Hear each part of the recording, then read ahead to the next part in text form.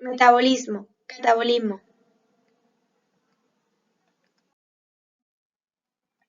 En esta presentación vamos a continuar con el estudio de la respiración celular.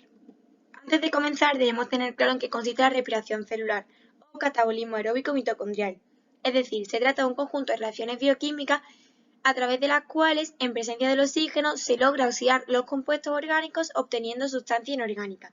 En este caso, el compuesto orgánico sería la glucosa, que la podemos observar aquí, la cual en presencia del oxígeno va a dar lugar a sustancias inorgánicas, como son el dióxido de carbono y el agua.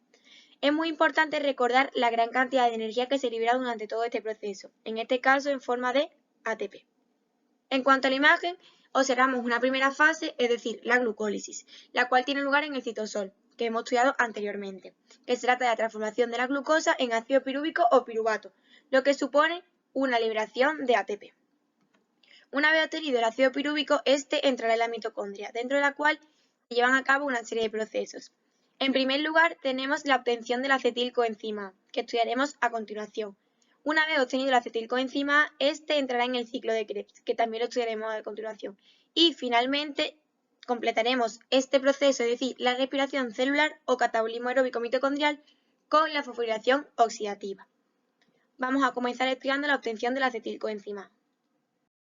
Una vez obtenidas las dos moléculas de ácido pirúvico o piruvato, ambas constituidas por 3 átomos de carbono cada una, vamos a pasar a la obtención de la acetilcoenzima A. Se trata de un compuesto orgánico de 2 carbonos que supone la entrada al ciclo de Krebs, es decir, va a ser esta cadena de 2 carbonos la cual va a entrar en el ciclo de Krebs. Es muy importante tener en cuenta que a pesar de que su nombre es acetilcoenzima A, el coenzima A es tan solo un transportador, de manera que lo que realmente entra al ciclo de Krebs es el acetil. Su obtención se puede obtener mediante dos procesos. En primer lugar, mediante la descarboxilación oxidativa del ácido pirúvico o mediante el beta-oxidación de los ácidos grasos.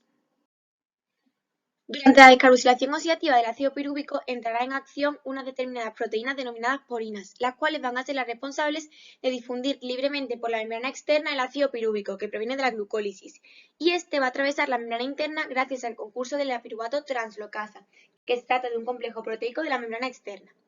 Una vez encontrado el piruvato en la matriz mitocondrial, entrará en acción la piruvato deshidrogenasa, produciendo su descarboxilación oxidativa. Es decir, la piruvato deshidrogenasa se trata de una enzima que cataliza dicha reacción, de manera que el ácido pirúvico o piruvato perderá el carbono 1, liberándose una molécula de dióxido de carbono, añadiremos el coenzima A y se reduce una molécula de poder reductor al oxidar el grupo alfa-ceto de C2. Por lo que en la imagen podemos observar cómo el ácido pirúvico, al perder el carbono 1, va a liberar un átomo de dióxido de carbono, una molécula de dióxido de carbono, añadiremos el acetilcoenzima A y vamos a reducir una molécula de poder reductor. Y ya obtendremos el acetilcoenzima A constituido por los dos carbonos restantes y el coenzima A. La reacción de ácido pirúvico, sabemos que la acetilcoenzima A es irreversible en la mayoría de los organismos. Para poder finalizar esta fase y así dar comienzo al estudio del ciclo de Krebs, vamos a realizar un breve resumen acerca de la descarboxilación oxidativa. Lo primero es tener muy claro que este proceso, es decir, dicha reacción tiene lugar en la matriz mitocondrial.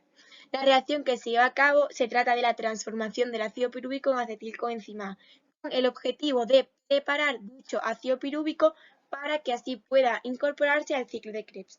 ¿Y cuál será la ecuación? Pues partimos de las dos moléculas de ácido pirúvico o piruvato, ya que cada molécula de glucosa da lugar a dos moléculas de ácido pirúvico. Junto al poder reductor y los dos transportadores, que en este caso es el coenzima A, va a dar lugar a dos moléculas de acetilcoenzima A, que serán las que se incorporen al ciclo de Krebs, la liberación de poder reductor, el cual viajará hacia las crestas mitocondriales, donde posteriormente, tras el ciclo de Krebs, va a tener lugar la fosforilación oxidativa, ya que, como hemos dicho en ocasiones anteriores, en este proceso, es decir, durante todo el catabolismo aeróbico mitocondrial, la energía se libera en forma de ATP, de manera que el poder reductor se tendrá que convertir en ATP. Y también es muy importante recordar la liberación de las dos moléculas de dióxido de carbono, una por cada pérdida del carbono del ácido pirúvico. Una vez culminada la obtención del acetilcoenzima A, pasamos al ciclo de Krebs o ciclo del ácido cítrico. Antes de comenzar a estudiar las reacciones que tienen lugar durante este proceso, vamos a ver de qué se trata el ciclo de Krebs o ciclo del ácido cítrico. En primer lugar, tenemos que tener claro que se trata de un ciclo catalítico con una secuencia de reacciones donde el sustrato de la primera reacción es el producto de la última. De manera que en esta fase el acetilcoenzima A sufre una serie de transformaciones hasta oxidarse completamente. Y entonces, esta oxidación, ¿qué supone? Es decir, ¿esto qué va a suponer? Pues va a suponer una liberación de gran cantidad de energía y de dióxido de carbono. Entonces, si observamos la imagen, vemos de que dentro de la matriz mitocondrial tiene lugar el ciclo de Krebs, el cual libera poder reductor, ¿de acuerdo? Que este poder reductor irá posteriormente a las crestas mitocondriales, ¿de acuerdo? Es decir, que están aquí, ¿vale? Que son estas. ¿Para qué? Para convertirse en ATP y así poder liberarse al organismo. Y también tenemos que tener en cuenta otro factor que es muy importante. Estas reacciones, es decir, las reacciones que tienen lugar durante el ciclo de Krebs, suponen la degradación completa de los principios inmediatos, es decir, de la glucosa.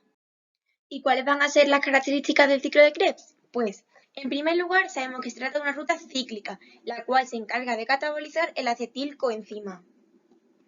Además, en esta ruta confluye el catabolismo de los ácidos grasos y de los aminoácidos. También sabemos que se trata de una ruta anfibólica. ¿Esto qué quiere decir? Es una ruta metabólica la cual involucra tanto catabolismo como anabolismo. Se produce en la matriz mitocondrial, es decir, tiene lugar en la matriz mitocondrial. Y por último, sabemos que se trata de un proceso aeróbico. ¿Esto qué quiere decir? Que necesita obligatoriamente oxígeno. ¿Para qué? Pues para la reoxidación de las coenzimas utilizadas. Bueno, pues como podemos observar en esta diapositiva, lo que hace realmente es repetir la imagen que nos han presentado al principio de la presentación, ¿de acuerdo? Pero en este caso nos señala el ciclo de Krebs, ya que es de lo que estamos hablando ahora mismo. ¿Qué es lo que ocurre? Pues ya hemos estudiado en qué consiste y cuáles son sus características principales, es decir, de qué se trata y demás, y ahora vamos a pasar a estudiar cuáles son las reacciones que se llevan a cabo durante este proceso.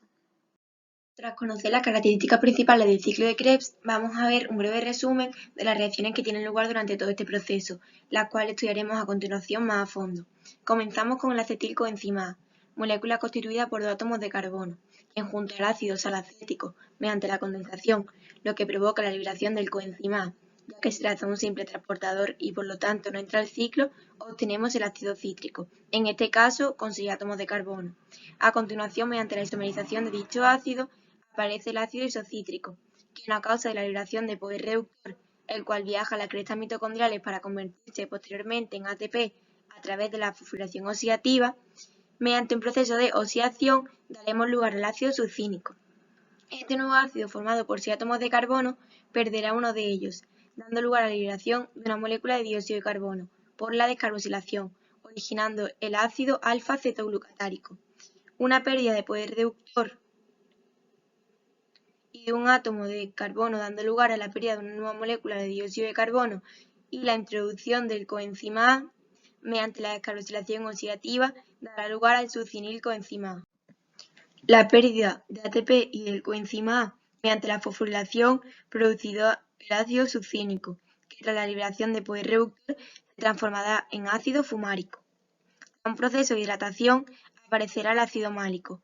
Finalmente tendrá lugar una pérdida de poder reductor durante la oxidación del ácido málico, dando lugar al ácido salacético, encargado de iniciar el ciclo al reaccionar con el acetilcoenzima A. Bueno, por si alguna de las reacciones no ha quedado clara, vamos a repetirlas todas, pero en este caso vamos a añadir el enzima que actúa en cada una de ellas. En primer lugar, se produce la condensación del acetilcoenzima, que hemos visto que era una molécula constituida por dos átomos de carbono, la cual reacciona con el ácido salacético, que en este caso lo constituyen 4 átomos de carbono, originando el ácido cítrico, que en este caso va a tener 6 átomos de carbono. ¿Qué es lo que va a provocar la condensación? Va a provocar la pérdida del coenzima A. Y en esta primera reacción, ¿qué enzima va a actuar? El citrato sintasa, que es el primer enzima en la larga cadena de catalizadores para el ciclo de Krebs. A continuación va a tener lugar la isomerización, es decir, el ácido cítrico reorganiza su estructura y se va a convertir en el ácido isocítrico, que va a seguir siendo una molécula de 6 átomos de carbono, y en este caso la enzima que actúa es la aconitasa. Más adelante tendrá lugar la oxidación, es decir, la oxidación del ácido isocítrico.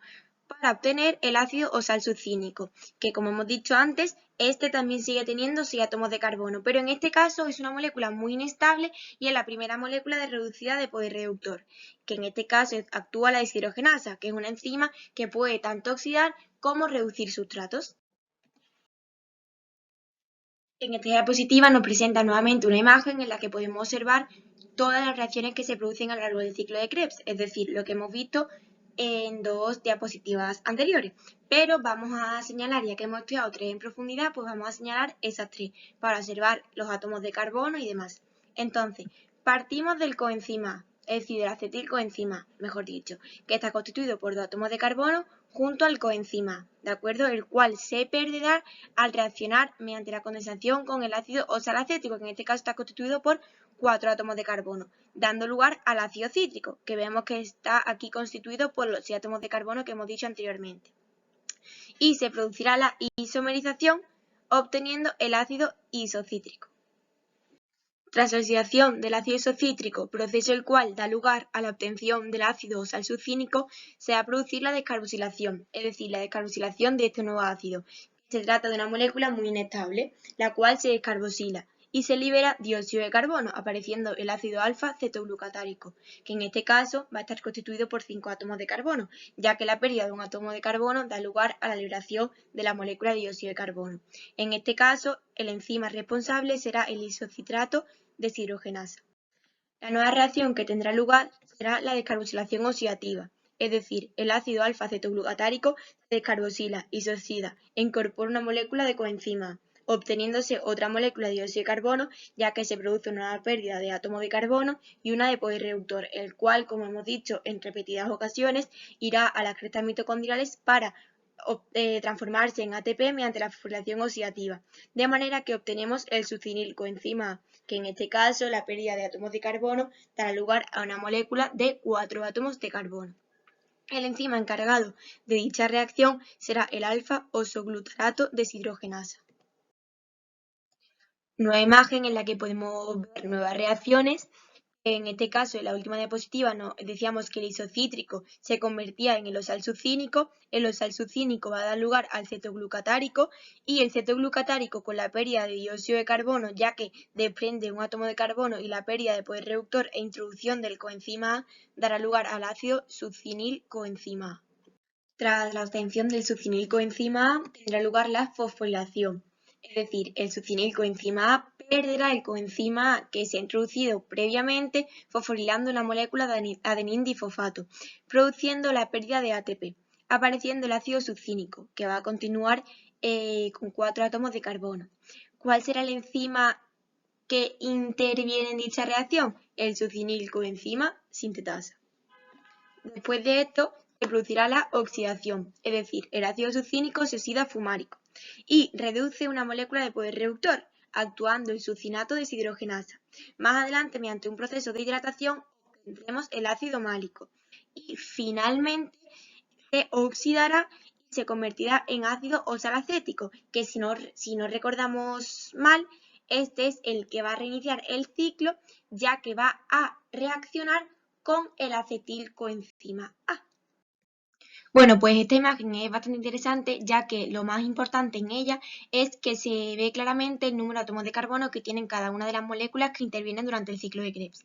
Es decir, comenzamos con el acetilcoenzima A y sus 2 átomos de carbono, que junto al ácido oxalacético con sus 4 átomos de carbono se convierte en ácido isocítrico, que vemos los 6 átomos de carbono. De ácido isocítrico pasamos al ácido oxalsucínico, que continúa con los 6 átomos de carbono. Pero aquí, ¿qué es lo que pasa? Que hay pérdida de dióxido de carbono. Por lo tanto, de 6 átomos de carbono pasamos a 5 átomos de carbono, es decir, el alfa-cetoglucatárico. El alfa-cetoglucatárico pierde nuevamente dióxido de carbono y le añadimos el coenzima A y pasamos al succinilcoenzima A, que tiene los 4 átomos de carbono correspondientes. Del succinilcoenzima A perdemos el coenzima A y continuamos con los 4 átomos de carbono, dando lugar al ácido succínico, el cual se transformará en el ácido fumárico, en el málico y nuevamente llegaremos al ácido oxalacético. En este caso, esta imagen es bastante interesante, ya que en ella se ve claramente la pérdida de poder reductor y coenzima A. Es cierto que esta imagen sí que es un pelín más compleja ya que aparece todo, pero bueno, como ya hemos visto todo lo que ocurre, pues vamos a usarla para recordarlo todo un poco. Observamos el acetilcoenzima A, que junto al ácido salacético que se libera el coenzima A, ¿de acuerdo? Se produce el ácido cítrico. Vemos el acetilcoenzima A, bueno, en este caso no aparece su fórmula, pero ácido salacético con sus 4 átomos de carbono, que pasamos al cítrico que tiene sus 6 átomos de carbono, ¿de acuerdo? Del cítrico al isocítrico, que continúa con 6 átomos de carbono, perdemos poder reductor y dióxido de carbono, por lo tanto pasamos a una molécula con 5 átomos de carbono, que en este caso es el ácido alfa-cetoglucatárico. Nueva pérdida de dióxido de carbono y de poder reductor e introducción del coenzima A, nueva molécula con 4 átomos de carbono, succinilcoenzima A. Pérdida del coenzima A y de ATP, dando lugar al ácido succínico. Pérdida de poder reductor, ácido fumárico, ácido málico, y ya la última pérdida que se produce de poder reductor da lugar al ácido oxalacético nuevamente, que junto al coenzima A ambos serán los encargados de reiniciar el ciclo de Krebs. Antes de que María del Mar nos explique cuál es el balance energético del ciclo de Krebs, y aprovechando esta diapositiva que me parece enormemente interesante como resumen general de este ciclo, deciros que todos los profesores de biología de Málaga o de Andalucía nos hemos puesto de acuerdo para indicarle a nuestros alumnos una serie de circunstancias claras que quiero que tengáis por si os preguntan algo en selectividad en relación con el ciclo de Krebs. Cuando pregunten el ciclo de Krebs, yo os aconsejo poner el ciclo y no contarlo como lo hemos contado en las diapositivas. Con un ciclo bien puesto, bien determinado y con alguna explicación, alguna reacción específica donde se produce oxidación o donde se produce decarboxilación o donde se produce fosforilación directamente, es más que suficiente. Segundo, en ese ciclo nunca debe de faltar, 1, el nombre del compuesto, el nombre del metabolito, puesto correctamente. No hacen falta las fórmulas, que quede claro, las fórmulas no hay que aprendérselas, pero el nombre del metabolito sí. Es obligatorio poner debajo del nombre del metabolito el número de átomos de carbono que tiene. Por eso os he dejado puesta esta diapositiva. Aquí marcaría 2 átomos de carbono, aquí marcaría 6, aquí marcaría 6, aquí marcaría 5. Cada metabolito debe llevar puesto el número de átomos de carbono. Tercera cosa, el nombre de los enzimas no hay que aprendérselo, ni para explicarlo ni para ponerlo en el esquema. Luego, el número de enzima no hace falta ponerlo. Y es imprescindible que se ponga lo que entra y lo que sale en cada una de las reacciones bioquímicas que forman el ciclo de Krebs. Por ejemplo, en esta primera reacción se desprende el coenzima A.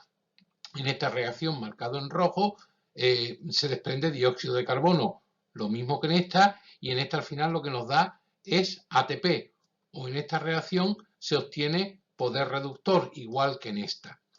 Esto también nos va a favorecer mucho el balance energético que va a hacer ahora María del Mar. ¿Por qué? Porque si nosotros vamos a contar por cada molécula de acetilcoenzima A que entre en el ciclo de Krebs, vamos a obtener 2 CO2, vamos a obtener una molécula de ATP y contamos 1, 2, 3 NADH y un FADH.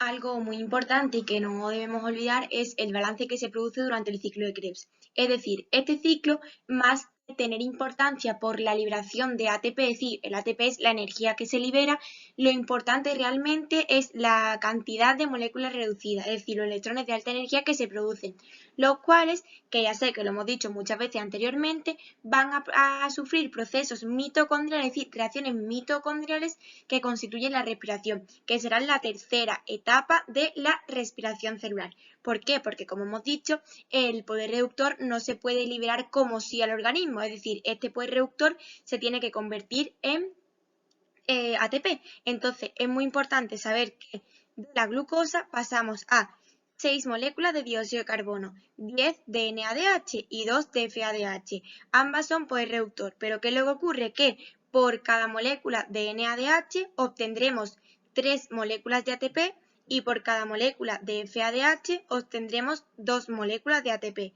más 4 moléculas de ATP. Por lo tanto, si hacemos cuentas, sería 10 por 3, serían 30 moléculas de ATP por parte del NADH y 2 por 2. 2 por 2, 4, es decir, 30 más 4 más 4. En total, la glucosa se convierte en 6 moléculas de dióxido de carbono y 38 moléculas de ATP. Y para finalizar la explicación de hoy vamos a realizar un breve resumen del ciclo de Krebs. Lo primero es tener claro que se produce en la matriz mitocondrial, cuál es la reacción, es decir, una molécula de acetilcoenzima A va a sufrir una serie de reacciones redes y se degrada a dióxido de carbono. ¿Cuál es el significado biológico? Es la rueda central del metabolismo celular, donde se genera poder reductor para la cadena respiratoria. Además, se gana ATP y se oxida la acetilcoenzima A. Y nuevamente vemos la ecuación global. Bueno, pues ya sí que sí, prometidísimo para terminar, que se me ha pasado y me parece bastante interesante, la verdad. Es un GIF animado en el que, bueno, como podéis observar, se observa todo el intercambio que tiene lugar a lo largo de las diferentes reacciones que se producen en el ciclo de Krebs, para que lo veáis porque es bastante curioso.